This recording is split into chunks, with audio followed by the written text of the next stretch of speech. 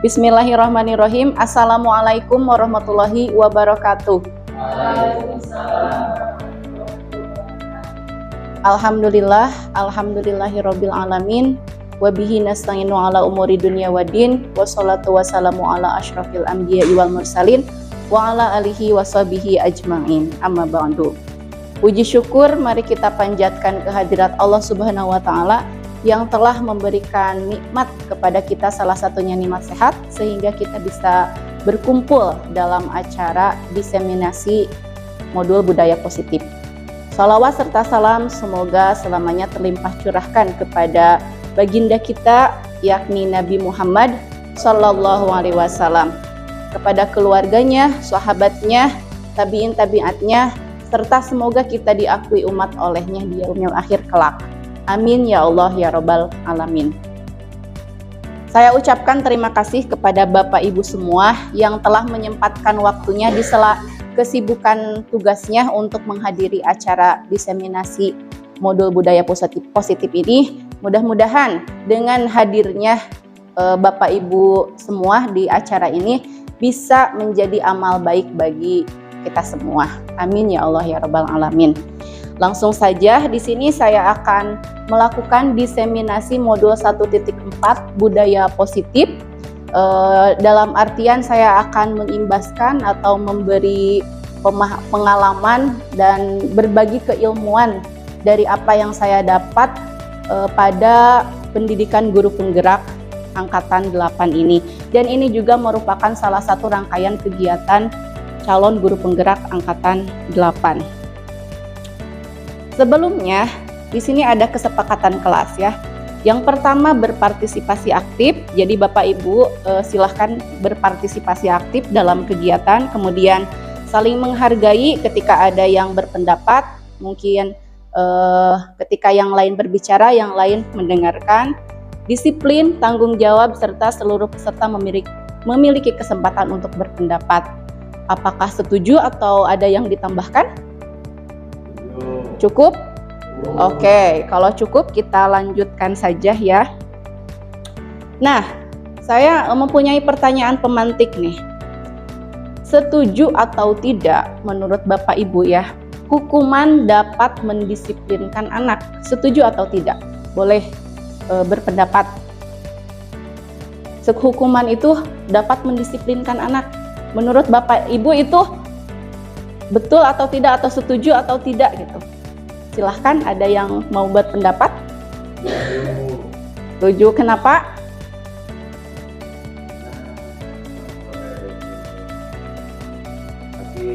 Maaf, biar kedengaran ya. Mohon burung acan. Bismillahirrahmanirrahim. Hukuman dapat mendisiplinkan anak, setuju atau tidaknya? Saya memilih setuju. Mungkin dikarenakan kalau untuk saya mungkin pribadi, hukuman itu tuh bukan berarti hukuman yang menjadi negatif ya, tapi untuk memicu, membangun pola disiplin anak. Jadi pada saat misalkan si anak membuat kesalahan itu, berdasarkan hukumannya tuh berarti bukan hukuman yang memicu pada sisi negatifnya, tetapi memicu untuk sisi positifnya lebih terbangun. Terima kasih.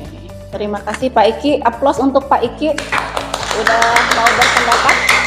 Pak Iki setuju nih. Apakah ada yang tidak setujunya? Oh, Bu Nunung silahkan. Silahkan Bu Nunung ya, perwakilan. Kalau menurut saya hukuman dapat mendisiplinkan anak, setuju atau tidak? Kalau menurut saya pribadi tidak ya.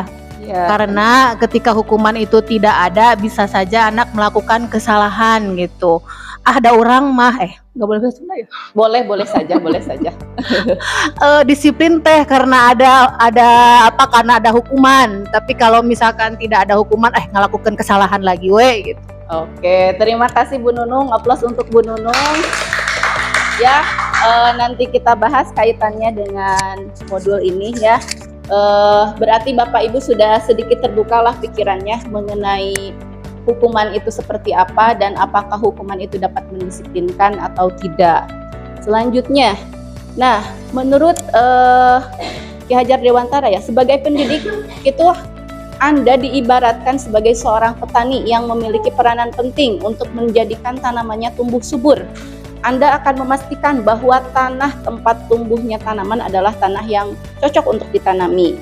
Dalam artian, ketika kita sebagai pendidik diibaratkan sebagai petani, maka anak diibaratkan sebagai tumbuhannya, dan tanah diibaratkan sekolah diibaratkan sebagai tanahnya. Jadi tugas kita itu bagaimana menciptakan suatu lingkungan atau menciptakan lingkungan sekolah yang bisa membangun atau yang bisa menopang untuk keberhasilan tumbuh anak, dalam artian anak itu bisa berkembang sesuai dengan bakat dan potensinya. Begitupun dengan seorang petani kan gitu. Jadi petani akan melakukan usaha apapun untuk supaya tanamannya itu tumbuh subur dengan menggunakan pupuk dan lain sebagainya. Mengerti Bapak Ibu? Jadi antara analogi mengenai seorang pendidik itu diibaratkan petani. Selanjutnya, di sini saya akan menjelaskan budaya positif ya. Budaya positif itu ada 6 poin inti. Yang pertama ada disiplin positif dan nilai-nilai kebajikan universal, teori motivasi, hukuman dan penghargaan serta restitusi, kemudian keyakinan kelas, ada juga kebutuhan dasar manusia dan dunia berkualitas, kemudian restitusi 5 posisi kontrol, dan restitusi segitiga restitusi. Saya tidak akan membahas secara rinci satu persatu, mungkin karena takut waktunya kepanjangan atau tidak cukup gitu ya. Jadi mungkin saya akan membahas secara sekilas saja, akan tetapi diharapkan Bapak Ibu bisa memahaminya. Perubahan paradigma. Di sini ada A dan B teman Anda. Saya mempunyai kertas ya Bapak Ibu. Coba Bapak Ibu tuliskan hal yang sangat berharga di hidup Bapak Ibu. Baik itu suami, anak, ataupun harta benda. Misal, hal yang sangat berharga bagi saya yaitu mobil saya misal, atau motor, atau suami, anak, jabatan bisa. Coba Bapak Ibu tuliskan. Mungkin untuk menuliskan 5 detik cukup.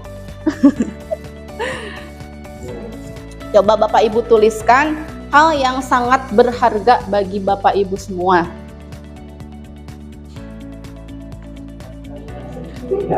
Harta yang paling berharga. Nah, paling berharga. Bisa, boleh. Mau benda hidup, mau benda mati, silahkan. Jadi itu sesuatu yang paling berharga saja dalam hidup Bapak Ibu semua. Sudah? Sudah. Kalau sudah, sekarang Bapak Ibu genggam yang kuat. Awas, jangan dilihatkan ke orang lain ya. Jangan diperlihatkan pada orang lain. Genggam yang kuat.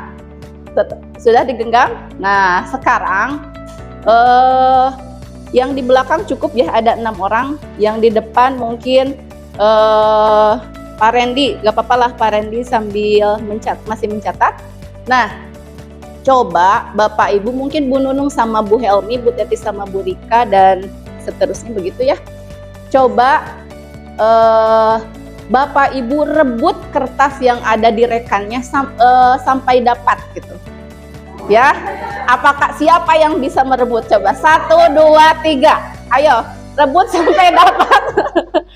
Pokoknya bagaimana Anda bisa merebutnya. Pak Iki, aya usaha tuh, harus ada usaha. Ada yang berhasil?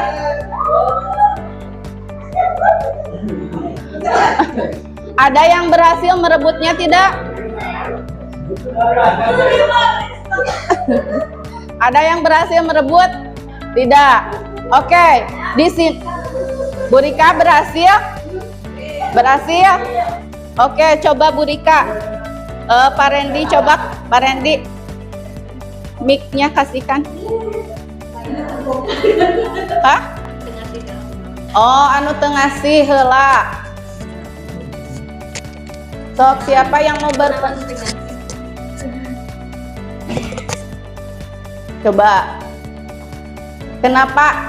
Ada yang ini enggak? Ya, Pak Encep boleh. Pak Arman berhasil merebut tidak? Tidak. Pak Encep tidak? Tidak. Tidak. Oke. Kenapa alasannya Pak Encep mempertahankan dengan kuat hal yang berharga bagi Pak Encep itu? Ya itu karena alasannya ini yang berharga. Oke. Jadi sangat berharga, jadi tidak akan dilepas gitu. Oke. Ada lagi? Oke. Siapa yang tadi dapat Bu Rika? Bu Teti. Oke, silahkan. Assalamualaikum, saya Teti. Ya. Jadi tadi saya sempat berebut-rebut sama Bu Rika, dan yang menang Bu Rika karena terlalu kuat genggamannya, terlalu rahasia sekali, sehingga pelit sekali untuk berbagi dengan saya. Oke. Dan saya berhasil untuk dibuka oleh Bu Rika, karena di sana saya mengasumsikan bahwa hal yang berharga itu adalah keluarga. Ketika Bu Rika meminta sesuatu, ya saya kasihkan. Maksudnya kalau misalkan Bu Rika ingin bantuan dari keluarga saya, itu positifnya, jadi saya kasihkan ke Bu Rika. Itu mungkin, Bu. Oke, terima Bu Rika, kasih ya. Nah, dari kejadian barusan, apa nih yang terjadi? Siapa yang bisa mengontrol diri kita? Siapa yang bisa mengontrol diri kita sendiri? Siapa yang bisa mengontrol diri kita? Betul, diri kita sendiri. Kita ibaratkan lagi, misal ketika Bu Rika ya, saya ajak ke AP sore-sore pulang sekolah misal ya. Misal hatinya pasti ingin, tetapi ingat anak di rumah. Ketika Bu Rika ya sudahlah gak apa-apa, anak mah ada yang ngasuh, ya ada yang ngasuh misal. Bu Rika berangkat tapi tetap hati kecilnya itu ingat anak di rumah. Ketika Bu Rika mengontrol dirinya, ya sudahlah aku mah gak ikut. Jadi yang bisa menentukan untuk ikut atau tidak ya Bu Rika sendiri, meskipun oleh teman-temannya, hayulah sekali-kali aja, tetapi tetap keputusan ada di tangan Bu Rika. Begitupun dengan yang dapat mengontrol diri kita sendiri, seperti itu ya. Nah, ada perubahan paradigma teori kontrol, teori pilihan, ilusi kontrol. Ilusi guru mengontrol murid, kemudian ilusi bahwa kritik dan membuat orang merasa bersalah dapat menguatkan karakter, itu semua hanya ilusi semata ya. Misalkan ilusi bahwa orang dewasa memiliki hak untuk memaksa ketika anak didik kita itu dibandingkan dengan kita, tentunya kita lebih dewasa dari anak didik kita. Bukan berarti kita bisa memaksa anak untuk belajar sesuai dengan keinginan kita, tetapi kita harus bisa melaksanakan pembelajaran sesuai dengan sesuai dengan minat dan bakat anak gitu ya. Ada perubahan paradigma stimulus respon atau teori kontrol. Yang awalnya kita mencoba mengubah orang agar berpandangan sama dengan kita. Nah, seharusnya kita berusaha memahami pandangan orang lain tentang dunia. Jadi kita tidak bisa mengajak atau mengubah orang lain untuk setuju atau sependapat dengan kita, tetapi kita harus bisa membuka diri dan bisa memahami bahwa setiap orang tentu punya pilihan, setiap orang tentu punya pendapatnya sendiri. Kemudian perilaku buruk dilihat sebagai suatu kesalahan. Teori kontrolnya, semua perilaku memiliki tujuan. Kita ibaratkan dalam kejadian di kelas ya. Misal ketika ada anak didik kita yang kesiangan, kita tidak langsung menjudge-nya, kamu kesiangan nih, jadi langsung dimarahi, langsung dihukum. Tapi ada semua perilaku memiliki tujuan. Kita tanya dulu, kenapa kamu kesiangan? Mungkin bisa saja yang mengantarnya terlambat atau bangunnya terlambat. Jadi kita tahu alasan dari apa yang anak didik kita perbuat gitu ya. Kemudian orang lain bisa mengontrol saya, hanya Anda yang bisa mengontrol diri Anda. Seperti yang tadi kita simulasikan ya, bahwa orang lain tidak bisa mengontrol diri kita. Hanya kita yang dapat mengontrol diri. Kemudian saya bisa mengontrol orang lain, Anda tidak bisa mengontrol orang lain karena tetap orang lain punya pendirian dan punya kontrol dirinya masing-masing. Kemudian pemaksaan pada saat bujukan gagal, kolaborasi dan konsensus menciptakan pilihan-pilihan baru. Ketika kita melakukan suatu bujukan tetapi gagal, kemudian kita memaksa, seharusnya jangan seperti itu, tetapi lakukan kolaborasi. Kemudian ada juga model berpikir menang atau kalah. Harusnya model berpikir menang dan menang gitu. Dalam artian kita jangan pesimis gitu, tapi harus optimis. Nah, apa makna kata disiplin? Mungkin kita sering mendengar ya, kata disiplin itu apa. Jadi menurut bahasa Latin disiplin artinya belajar. Kemudian makna kata disiplin adalah berkonotasi dengan disiplin dari murid-murid. Disiplin diri membuat orang menggali potensinya menuju sebuah tujuan apa yang dia hargai. Tetapi dalam budaya kita, disiplin itu terkadang diidentikan dengan sesuatu yang seperti negatif gitu, karena harus mendapatkan kepatuhan. Misalkan ketika kita disiplin itu karena ada aturan-aturannya gitu. Jadi kita tidak disiplin dalam diri kita sendiri, tetapi ketika ada aturan ya kita harus disiplin. Ketika aturan itu tidak ada maka kita tidak disiplin. Itu kebanyakan seperti itu ya. Seharusnya disiplin itu muncul dalam diri. Nah, sebagai pendidik tujuan kita adalah menciptakan peserta didik yang memiliki disiplin diri, sehingga mereka berperilaku mengacu pada kebajikan nilai universal dan memiliki motivasi intrinsik dalam perubahan perilaku ke arah yang lebih baik. Jadi seperti yang tadi saya jelaskan, ketika anak disiplin bukan hanya karena ada aturan saja, tetapi muncul dari diri sendiri. Misal anak disiplin hadir tepat waktu atau hadir sebelum pelajaran karena ada aturan harus datang misal jam 7 atau jam 7.30. Tetapi ketika tidak ada aturan itu, datangnya jadi jam 8 atau jadi jam 9. Nah, jangan sampai seperti itu ya.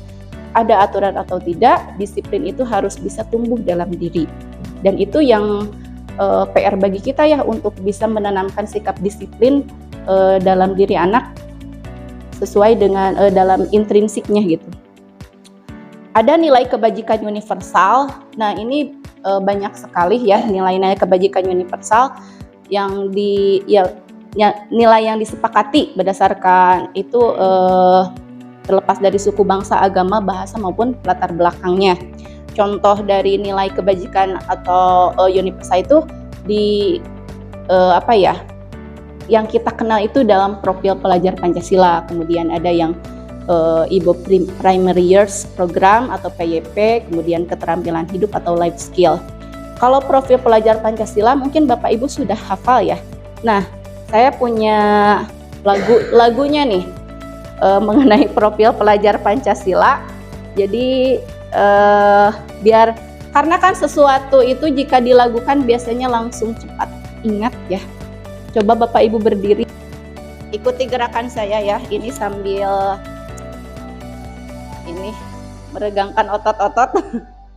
Belajar Pancasila dan bertakwa pada Tuhan yang esa dan berakhlak, berkebinekaan global, royong mandiri, kreatif. Itu profil pelajar Pancasila ya. Supaya mudah diingat ya, jadi kenapa dilakukan itu saya adopsi dari TikTok ya. Jadi sekarang kan dunia teknologi, jadi dari mana saja bisa dijadikan pembelajaran. Nah, dilanjut ada teori motivasi perilaku yang tadi saya singgung sedikit. Jadi ketika disiplin itu sudah tumbuh dalam diri, maka akan melekat ya. Nah, teori motivasi perilaku manusia. ada eksternal dan ada internal. Yang eksternal misal untuk menghindari ketidaknyamanan atau hukuman. Apa yang akan terjadi apabila saya tidak melakukannya? Misal ketika tadi bukan disiplin atau ada contoh lain selain disiplin untuk kegiatan teori motivasi perilaku ini. Jadi mengenai apa yang diperbuat itu, misal ketika ada anak didik yang tidak mengerjakan PR ya, ketika motivasinya eksternal, dia itu akan menganggap kalau saya tidak mengerjakan, apa yang akan terjadi ya? Misal, apakah bu guru akan marah? Apakah saya akan berdiri di depan? Nah, itu salah satu ciri bahwa motivasi anak dalam mengerjakan PR itu masih eksternal. Atau juga untuk mendapat imbalan, misal ketika anak itu mengerjakan PR, aku mau mengerjain PR, kemarin juga dikasih hadiah sama bu guru, misal. Ketika maka tadi seperti Bu Nunung katakan, ketika hukuman atau imbalan itu tidak ada, maka anak itu bisa saja tidak mengerjakan PR-nya.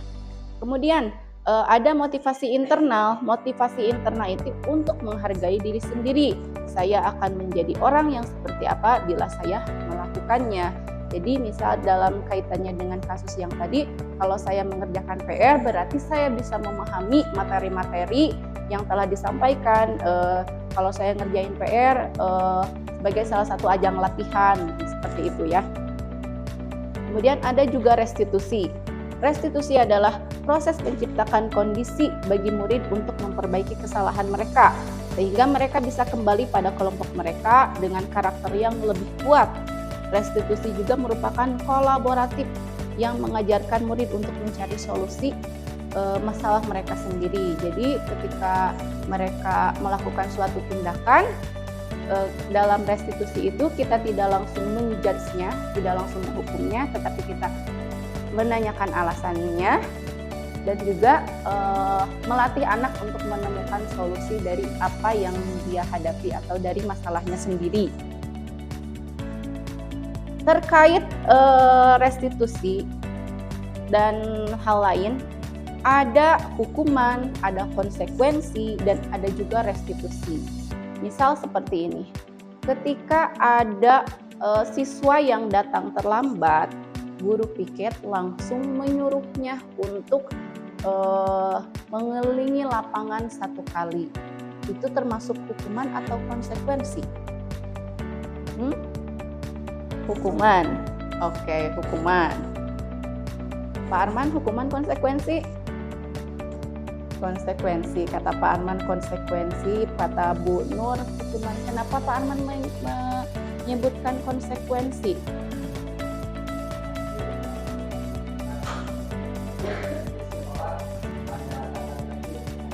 Ya.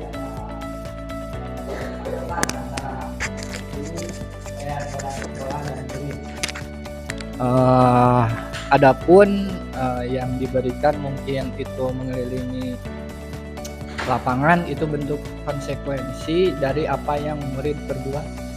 Oke, terima kasih. Kalau Bu Nur, kenapa beranggapan bahwa itu sebuah hukuman? Dikarenakan siswa tersebut datangnya terlambat. Oke, sudah. Jadi itu hukuman atau konsekuensi, kita bandingkannya. Terus ada lagi siswa yang terlambat dalam pelajaran PJOK, misal pelajaran olahraga. Dia misal Faujan terlambat 20 menit. Nah, atas kesalahannya itu, maka Pak Jeb misal selaku guru olahraga menghukum Faujan mengelilingi lapangan karena Faujan terlambat dalam pembelajaran olahraga. Itu konsekuensi atau hukum? Ayo. Konsekuensi. Kenapa? Nah, bisa kita temukan jawabannya. Nah, hukuman, konsekuensi, dan restitusi. Hukuman itu tidak terencana, tapi tiba-tiba. Seperti tadi yang ada yang kesiangan, tentunya guru piket akan berbeda-beda menghukumnya ya. Bahkan ada juga yang tidak menghukum, mungkin ya bisa saja. Tetapi ketika tadi Fauzan kesiangannya dalam pembelajaran PJOK, bisa saja itu termasuk konsekuensi karena dalam kelas pancep misal sudah ada kesepakatan terlebih dahulu. Kalau kamu terlambat misal berapa menit, maka konsekuensinya harus mengelilingi lapangan. Bisa terbayangkan perbedaan antara hukuman, konsekuensi, dan kalau restitusi itu proses menciptakan kondisi bagi murid untuk memperbaiki kesalahan. Jadi ketika tadi yang datang terlambat itu, murid bisa dipertanyakan kenapa kamu terlambat, jadi ditanyakan alasannya. Kemudian kalau besok kamu bakalan terlambat enggak, misal kalau terlambat gimana Bu? Kamu tahu sendiri, misal kalau terlambat pasti ada hukumannya atau ada konsekuensinya. Ketika itu supaya besok kamu terlambat harus bagaimana? Jadi siswa sendiri yang menjawab pertanyaan atau solusi dari masalah yang dia hadapi. Bagaimana nih biar besok nggak kesiangan pelajaran olahraga? Jadi itu ada perbedaan hukuman, konsekuensi, dan restitusi. Nah, dalam penerapannya, dalam penerapan antara hukuman, konsekuensi, dan restitusi ini ya, jadi kita harus selalu berusaha membangun motivasi intrinsik murid. Ini berkaitan dengan tadi kata motivasi dalam anak didik kita ya. Jadi saya juga mencoba untuk melatih anak didik untuk menumbuhkan rasa disiplinnya, kemudian semangat belajarnya itu dalam intrinsik dirinya. Jadi jangan hanya ke sekolah takut orang tua, jangan hanya ke sekolah hanya ingin bekal gitu. Tapi ketika anak sudah tumbuh rasa intrinsik atau dalam jiwanya ingin sekolah karena ingin menambah ilmu, maka dia akan rajin sekolahnya itu, terlepas dia itu tidak diberi bekal atau tidak dimarahi orang tua gitu. Jadi karena emang sudah timbul dari intrinsik gitu ya,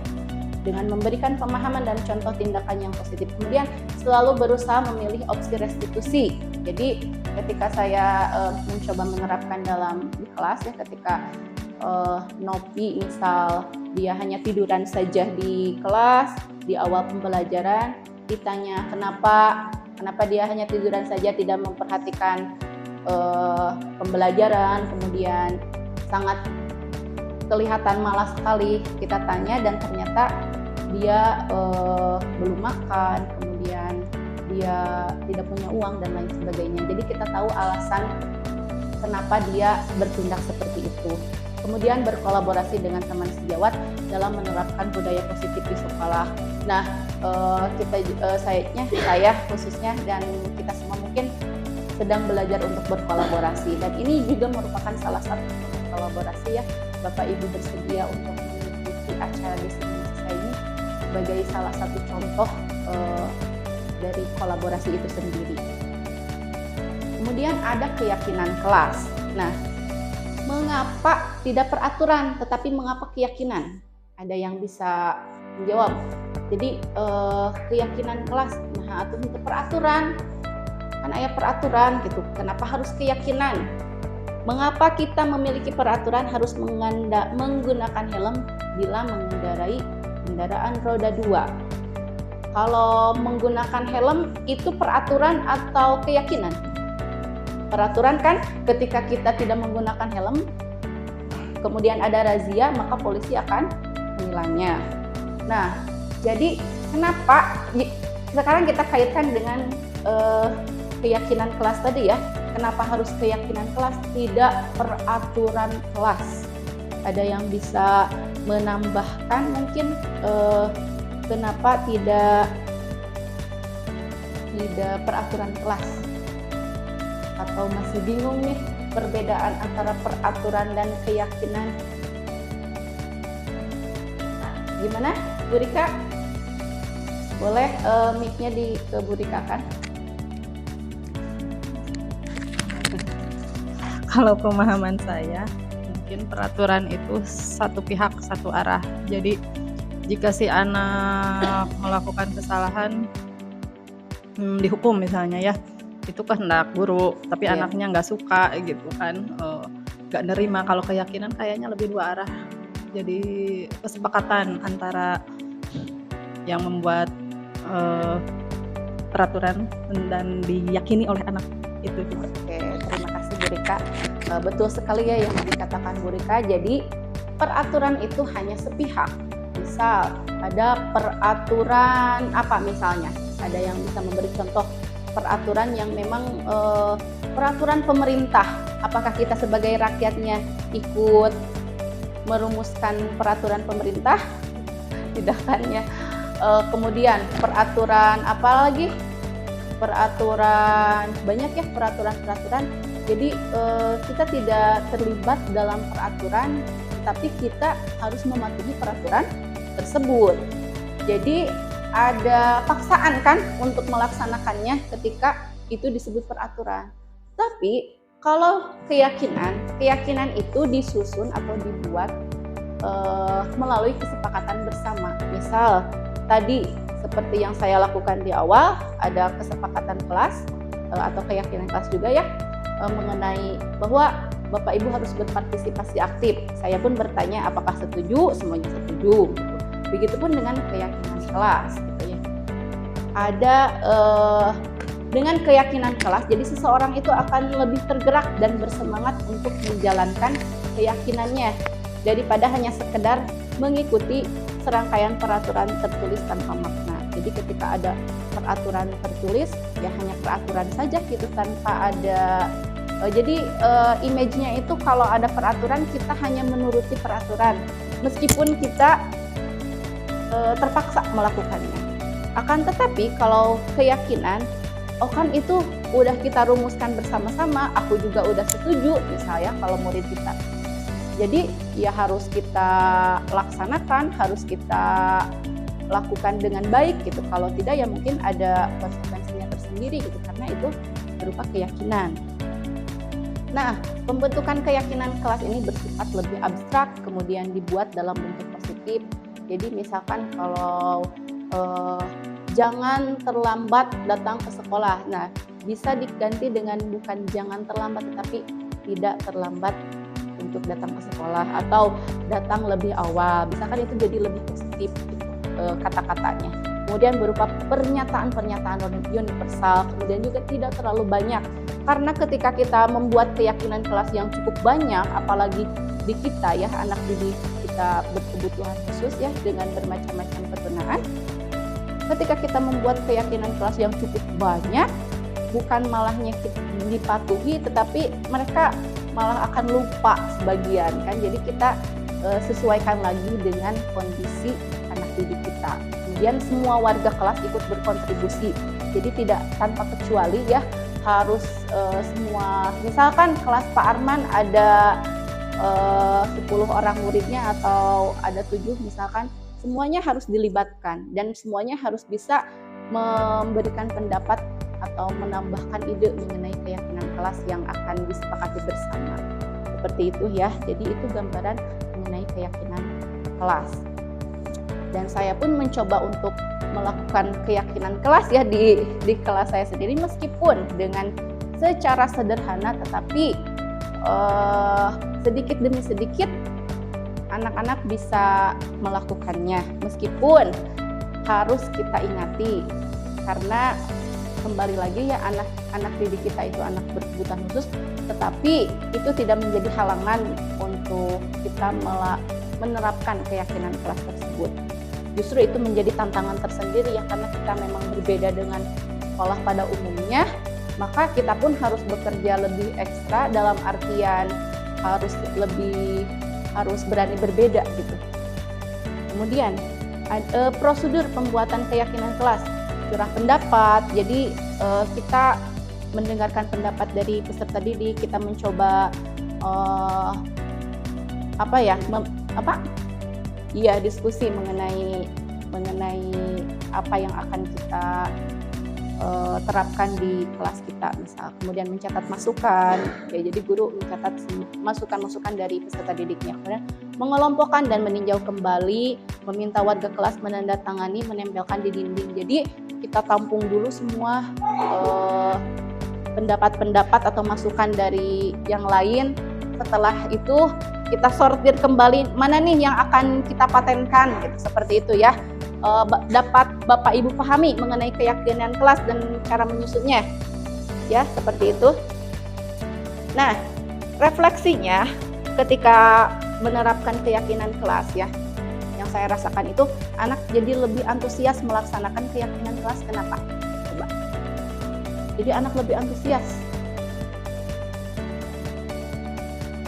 Betul, karena itu berdasarkan keinginan mereka, dan itu mereka yang susun sendiri gitu, jadi tidak ada paksaan. Kemudian anak memiliki kesadaran diri untuk bertanggung jawab. Jadi anak bisa bertanggung jawab atas apa yang mereka telah rempukan gitu ya. Kemudian anak tidak masuk saat curhat pendapat, tidak bisa menyalurkan gagasan. Jadi tidak sedikit, mungkin ini kaitannya dengan anak didik kita, tidak semua anak didik kita bisa memberikan masukan, tetapi mungkin hal tersebut bukan menjadi halangan, karena ketika saya tanya pun mereka menyetujuinya, karena itu kembali lagi ke ketunaan mereka ya, yang kita tidak bisa memaksakannya untuk mereka bisa. Tindak lanjutnya dari keyakinan kelas yang saya buat itu mengevaluasi keyakinan kelas secara berkala dan merevisinya jika tidak ada yang sesuai. Jadi keyakinan kelas itu misal kita terapkan beberapa pekan misalnya, kemudian kita bisa merevisinya apakah efektif gitu berjalannya atau tidak gitu. Apakah akan dilanjutkan atau dirubah kembali seperti itu. Kemudian ada kebutuhan dasar manusia. Kebutuhan dasar manusia dan dunia berkualitas. Nah, kebutuhan dasar manusia ini ada 5 ya. Yang pertama bertahan hidup, kemudian kasih sayang dan rasa diterima, penguasaan, kebebasan, dan kesenangan. Bertahan hidup mungkin seperti makanan, pakaian, tempat tinggal, ya, keamanan. Itu merupakan kebutuhan yang seolah-olah mungkin bagi kita yang merasa itu sudah ada, itu sudah tidak dianggap kebutuhannya. Akan tetapi bagi orang-orang yang tidak memiliki tempat tinggal, tidak memiliki pakaian, itu kan sangat berharga. Kemudian ada kasih sayang dan rasa diterima. Rasa diterima itu dipedulikan, kemudian berbagi, bekerja sama, menjadi bagian dari kelompok gitu. Jadi ada rasa dari seseorang ingin diterima gitu. Aku ingin diterima nih di kelompok ini. Jadi tidak ada, misal tidak ada yang pintar dengan yang pintar, yang suka ini dengan yang suka bola, misalkan tidak ada sekat seperti itu ya. Tetapi kebutuhan dasar manusia semuanya ada ya, rasa kasih sayang dan rasa ingin diterima. Misalkan kita ingin mencoba masuk nih ke orang-orang yang suka bola, padahal kita enggak suka, tapi kan kita ada rasa seperti itu ya.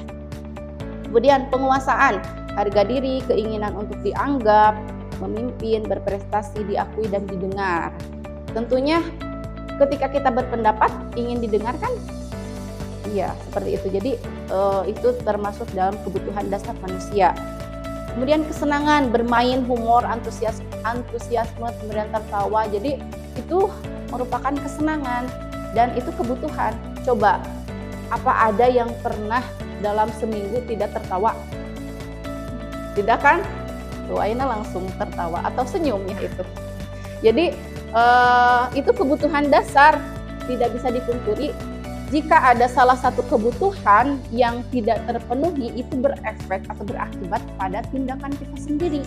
Misal tadi yang terjadi di kelas saya ketika Novi hanya murung saja dan ditanya dia tidak punya uang, belum makan, berarti kebutuhan apa yang tidak ada yang belum terpenuhi dalam diri Novi itu?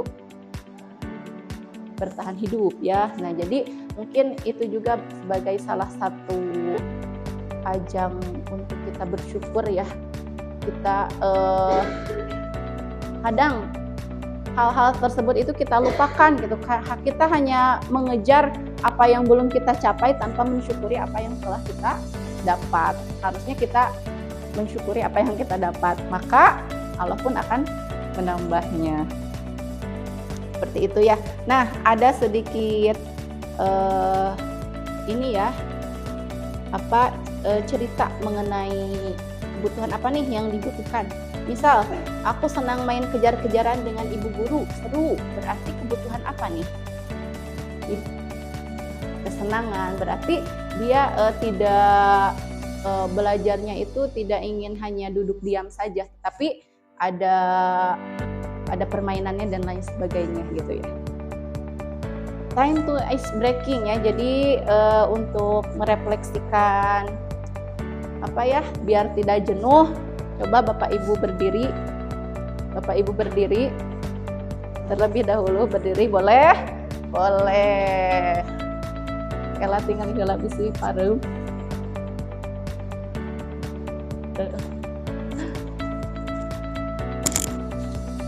Nah, sekarang coba berhadap-hadapan dua.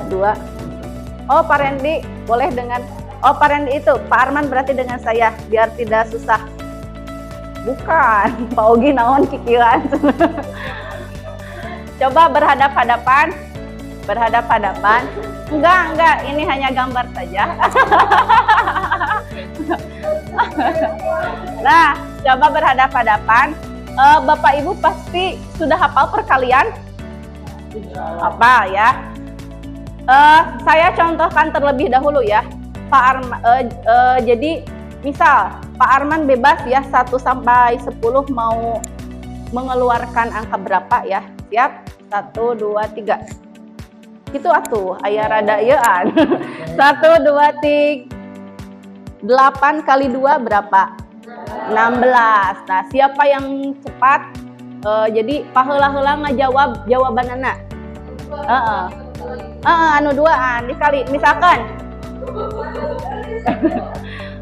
Ya, kalau terlalu besar 1 sampai 10, 1 sampai 5 saja ya. Tuh. Tapi sudah paham? Oke, siap. 1, 2, 3. Salapan. Coba Bapak Ibu 5 kali melakukannya. Siapa yang menang ya? 1, 2, 3. 4.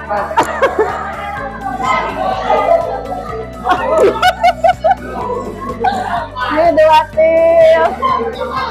Kilo.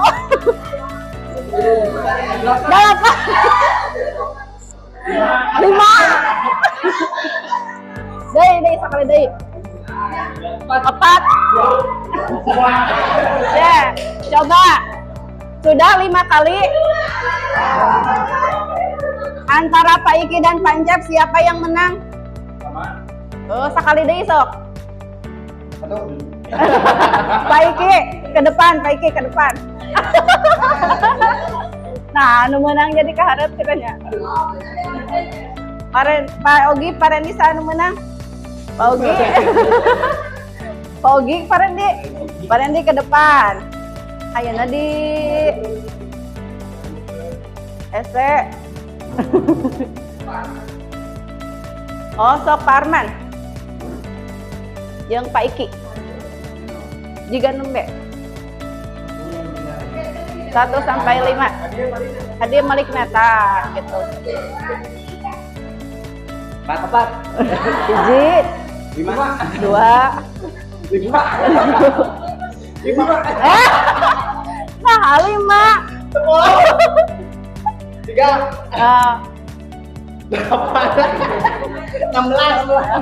Nah, anu menang Pak Iki. Cik di ibu-ibunya silakan duduk kembali. Bu Nopi, Bu Nur, siapa yang juara? Bu Nur, yuk ke depan. Bu Teti, Bu Rika. Bu Nunung. Sok Bu Nunung ke dia. Nu pinggir dan nu pinggir. Boleh.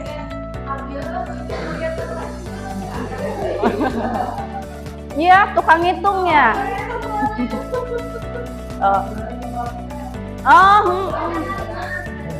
Sok, coba. Kita voting bersama-sama. 1, 2, 3. 8.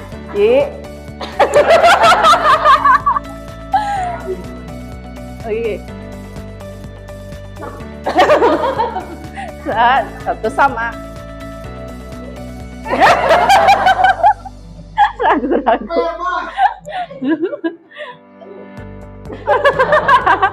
Ayo. 3. 2. Saha nu pangheulana?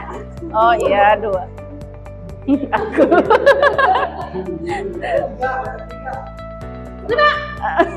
5. Saha nu menang? Oh iya kedua, 3. Sakali deui. 1,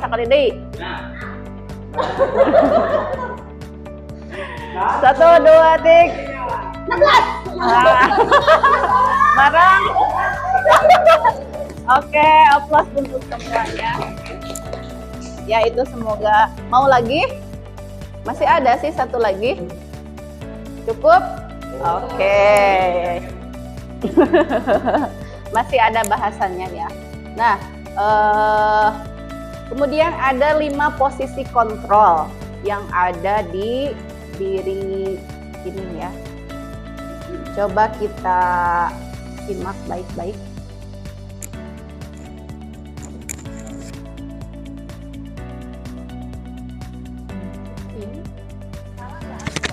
Dan Bapak Guru Hebat dalam penerapan disiplin positif restitusi.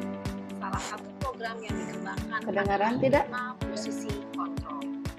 5 posisi kontrol dalam restitusi. Bentar.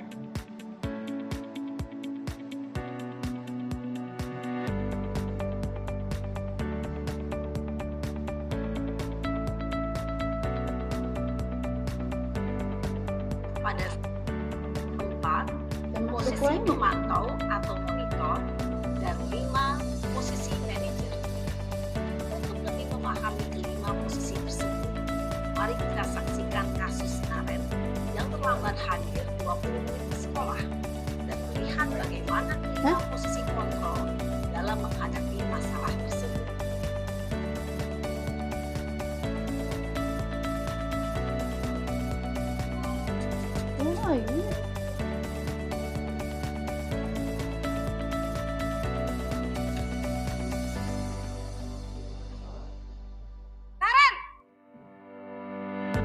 Sini kamu.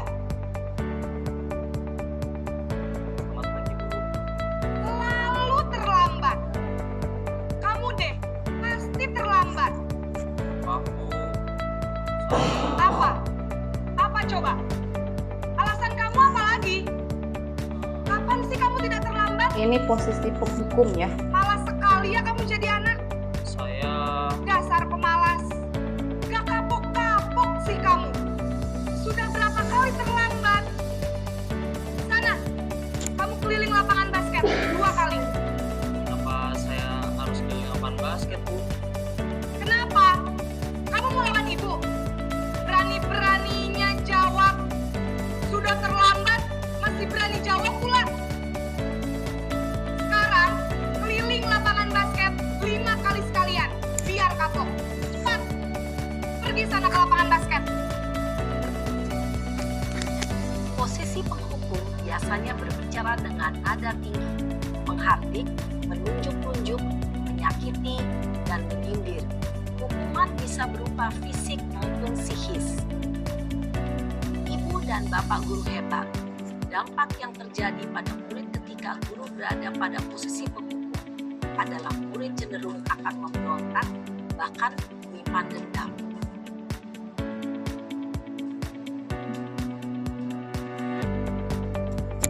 Nah, sekarang posisi pembuat merasa bersalah dengan kasus yang sama ya.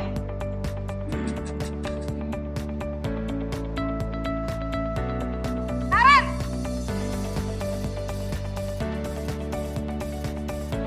Selamat pagi, Bu. Naren. Kamu kenapa terlambat lagi, nak? Ya Tuhan, Naren. Kamu senang ya bikin ibu susah ya? Kalau kamu terlambat lagi, nanti ibu yang ditegur bapak kepala sekolah, nak. Bisa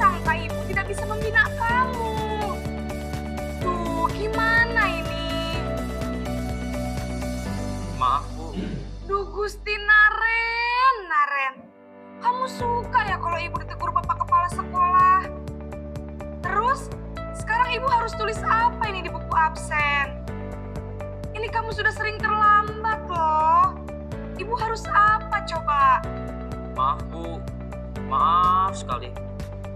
Ya sudah, lain kali jangan bikin ibu susah lagi ya nak ya. Ibu tidak akan kuat lagi kalau kamu begini terus.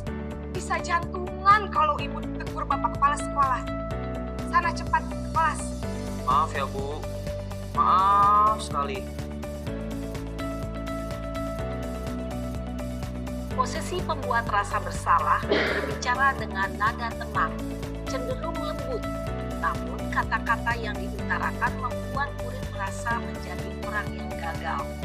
Memandang buruk dirinya sendiri, merasa tidak berharga, dan tidak sanggup membahagiakan orang lain. Ketika guru mengambil posisi pembuat rasa bersalah, murid akan menganggap dirinya yang bersalah dan ia akan menyimpan emosi negatif tersebut di dalam dirinya. Selanjutnya posisi teman. Jadi memposisikan diri sebagai teman.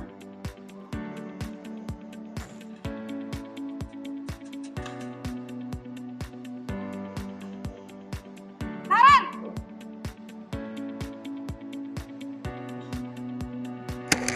Selamat pagi Bu. Wah, sudah jam berapa ini nak? Terlambat lagi ya sayang. Iya Bu, habis ibu saya lupa bangunkan saya Bu. Kamu malah menyalahkan ibu kamu. Kamu bukannya anak yang larinya paling kencang. Kok terlambat sih? Iya Bu, saya memang terlambat bangun tadi. Jadi biarpun saya lari kencang, tetap gak kekejar Bu. Ya sudah sana, nanti lain kali larinya lebih kencang lagi ya. Biar gak terlambat lagi.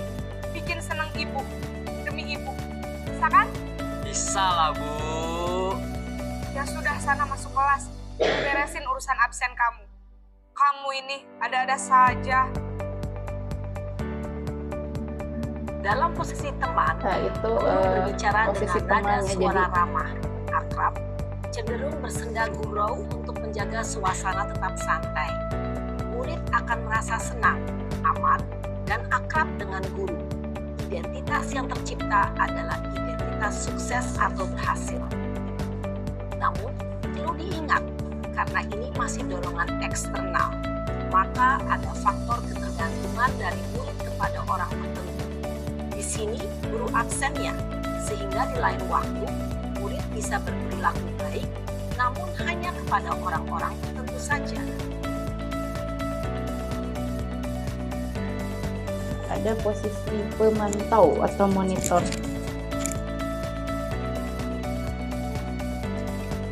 Masih dengan orang yang sama dan kasus yang sama ya. Naren!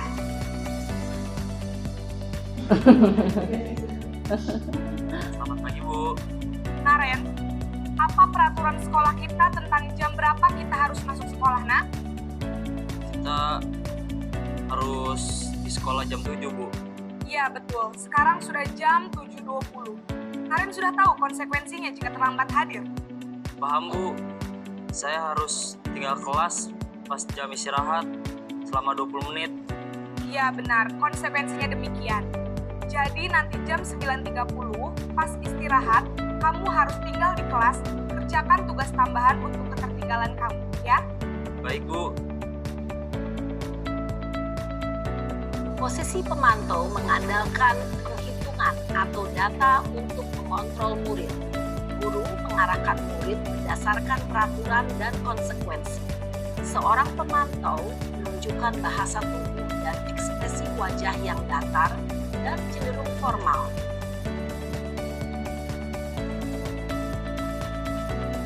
Nah, yang terakhir posisi manajer. Ini posisi yang paling bagus ya, yang disarankan. Dan kita harus bisa melakukannya. Naren! Aduh, jadi sudah hafal mimik Naren. Selamat pagi, Naren. Maaf Bu, saya terlambat. Iya, sekolah masuknya jam 7, sekarang sudah jam 7.20. Jadi sekarang bagaimana ini Naren? Maaf Bu, saya lupa setel alarm saya semalam. Baiklah, menurut kamu, keyakinan sekolah yang mana yang perlu kamu tingkatkan? Menghargai diri sendiri dan orang lain mungkin ya Bu. Setuju. Jadi, apakah Naren meyakini prinsip saling menghormati tersebut? Iya Bu, saya meyakininya. Apakah Naren bersedia memperbaiki masalah keterlambatan ini?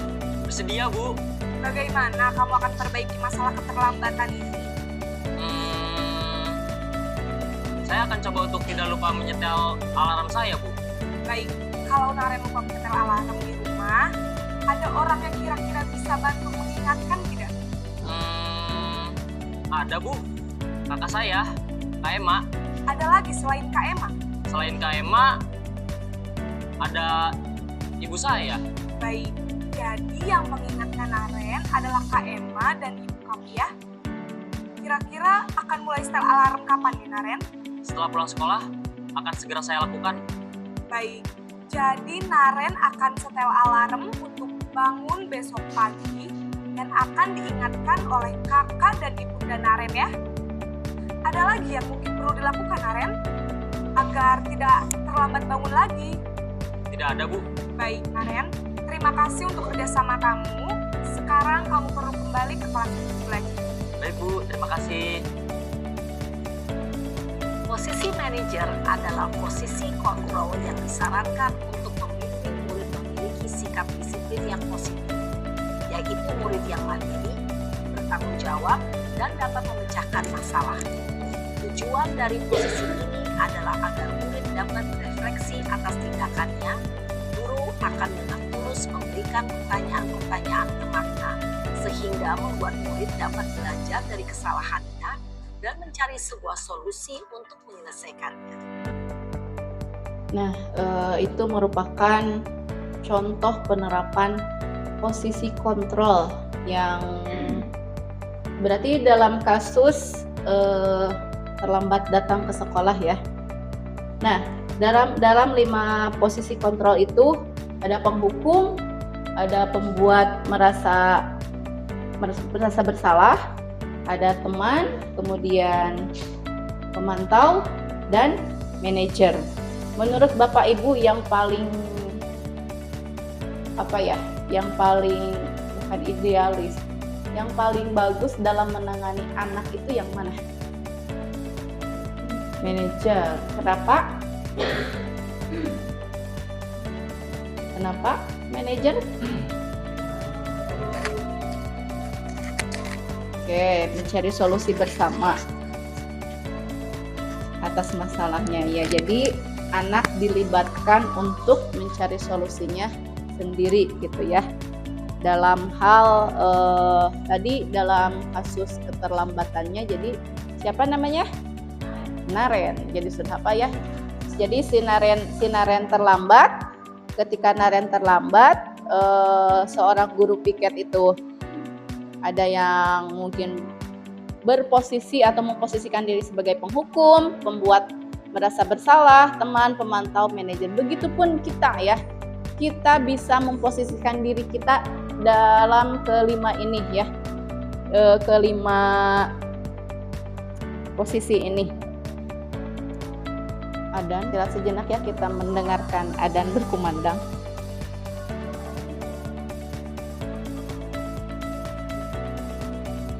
Alhamdulillah ya, kita lanjut lagi. Jadi kita bisa memposisikan diri kita dalam 5 posisi kontrol ini: penghukum, pembuat orang merasa bersalah, teman, pemantau, dan manajer. Nah, terkadang mungkin selama ini juga kita sudah menerapkannya tetapi tidak tahu namanya ya. Kita sudah misal membuat atau memposisikan diri sebagai teman, tetapi kita tidak tahu nih bahwa yang kita lakukan itu adalah posisi kontrol dengan menempatkan diri sebagai teman. Mungkin setelah ibu bapak mempelajari ini, mungkin ada gambaran ya terkait bagaimana cara memposisikan diri bapak ibu untuk menangani setiap masalah, khususnya yang berkaitan dengan peserta didik. Ini salah satu contoh penerapan posisi kontrol yang saya lakukan ya. Kemudian ada segitiga restitusi. Seperti tadi bahwa segitiga restitusi ini berkaitan dengan anak itu tidak langsung menjudge anak, tetapi kita mencari tahu alasan dan mencoba untuk melatih anak untuk menemukan solusi dari masalahnya sendiri. Dengan cara apa? Yang pertama, dengan cara menstabilkan identitas. Jadi setiap orang pernah melakukan kesalahan. Misal ada orang yang atau ada peserta didik kita yang melakukan kesalahan, seperti yang kasus yang saya uploadkan atau sebagai salah satu tugas LMS juga ya.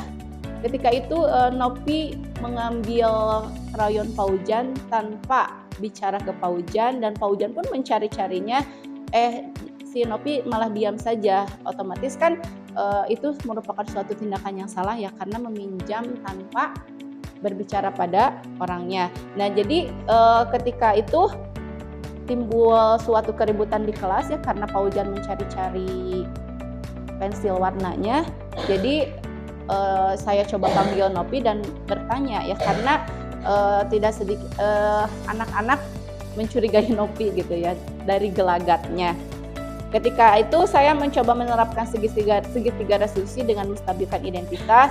Jadi dengan menekankan pada Nopi bahwa setiap orang itu pernah punya salah gitu, dan bukan berarti setiap orang itu selalu benar, tetapi ada salahnya, ada juga titik atau waktu seseorang itu berbuat kesalahan. Kemudian memvalidasi tindakan yang salah, kemudian kita tanya seperti yang saya lakukan, coba apa kesalahan Nopi misalnya. Jadi kita tanya, kamu terus punya alasan mengapa melakukan kesalahan tersebut. Misal karena saya tidak bawa pensil warna. Kenapa tidak bawa? Karena terburu-buru berangkat ke sekolahnya. Jadi terus menanyakan keyakinan. Padahal kan di kesepakatan atau keyakinan kelas kita harus apa? Harus jujur gitu. Tapi dia sendiri melanggarnya. Nah ini contoh penerapan segitiga restitusi yang saya lakukan ya. Waalaikumsalam. Ayo duduk Nopi. Saya mencoba menerapkan segitiga restitusi ya. Kamu tahu tidak kenapa ibu panggil? Tidak tahu ibu. Ini ya, tadi pelajaran itu. Jadi mengambil kain Paujan. Itu tidak. Itu ibu. Iya, ibu melihatnya. Ibu tidak akan menghakimi karena setiap orang kita tentunya pernah berbuat salah. Dan pastinya kamu juga punya alasan kan kenapa membuat itu? Kenapa?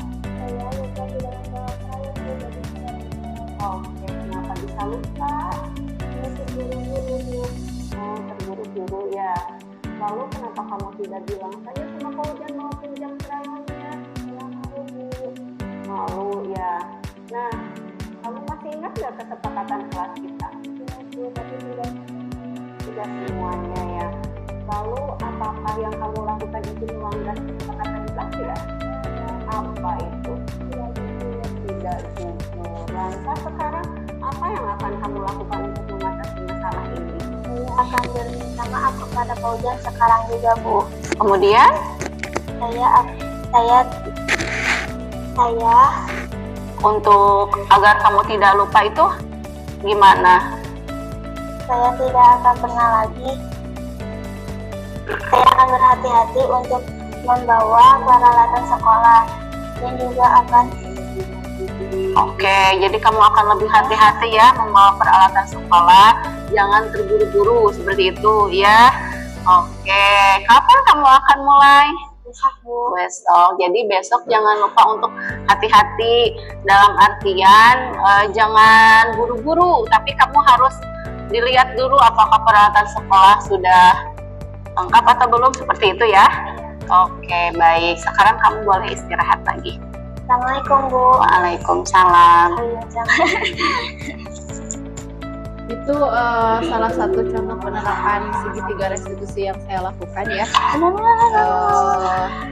Dengan melibatkan anak atau menanya alasan anak kenapa melakukan hal tersebut, dan mencoba bertanya juga kepada anak bagaimana solusi dari permasalahan itu. Nah, alhamdulillah ya, dari awal sampai akhir tidak terasa. Sekarang kita sudah ada di penghujung, di penutup ya, Pak Ogi langsung cengkar deui. Ketika melihat kata penutup. Dalam penerapan disiplin positif, hendaknya guru memiliki standar kepribadian, profesional dan sosial yang baik, di mana guru mampu merefleksi dirinya dalam posisi kontrol saat ini. Bagaimana perjalanan dirinya sebagai manajer yang menuntun muridnya menjadi insan yang mandiri, merdeka, dan bertanggung jawab.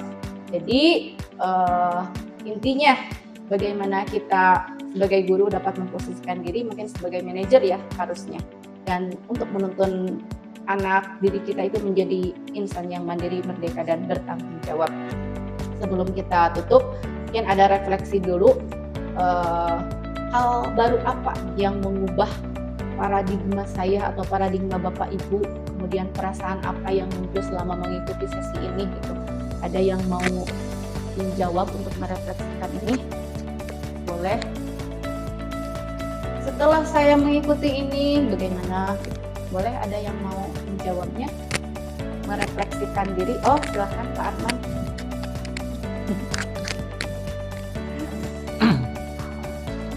Mungkin hal baru apa yang mengubah paradigma saya?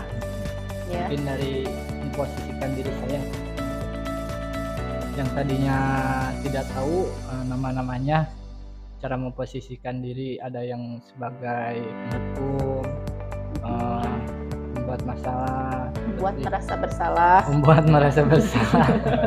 Bukan pembuat masalah ya. Terus teman, ada juga manajer. Itu mengubah paradigma saya, mungkin bisa lebih memposisikan diri saya untuk mendidik peserta didik. Oke, terima kasih. Ada yang lain mau menambahkan? Siapa? Oh, Bu Nunung, boleh, silakan. Burika. Menanggapi mungkin dari saya mah lebih global. Ya. Jadi teringat saya teh angkatan berapanya SD. Jadi benar-benar pendidikan itu berkembang gitu, sangat berbeda dari zaman dulu, dan sekarang mudah-mudahan kedepannya lebih terbuka. Ini udah seperti pendidikan di luar negeri lah gitu. Udah terbuka, dilibatkan gitu, anak eksterna dilibatkan. Oke, terima kasih banyak Bu Rika atas tanggapannya ya. Alhamdulillah kita sudah selesai acara diseminasi budaya positif. Terima kasih kepada Bapak Ibu semuanya yang sudah mengikuti acara ini dari awal sampai akhir. Semoga apa yang saya sampaikan ini bisa bermanfaat bagi Bapak Ibu semua. Amin ya Allah ya Rabbal Alamin. Kita tutup dengan doa, Rabbana atina fid dunya hasanah wa fil akhirati hasanah wa qina adzabannar. Allahumma inna nas'aluka al-huda wal hijabi fi ummatina bi rahmatika ya arhamar rahimin. Subhana rabbika rabbil izzati amma yasifun wa salamun alal mursalin walhamdulillahi rabbil alamin. Terima kasih. Wassalamualaikum warahmatullahi wabarakatuh.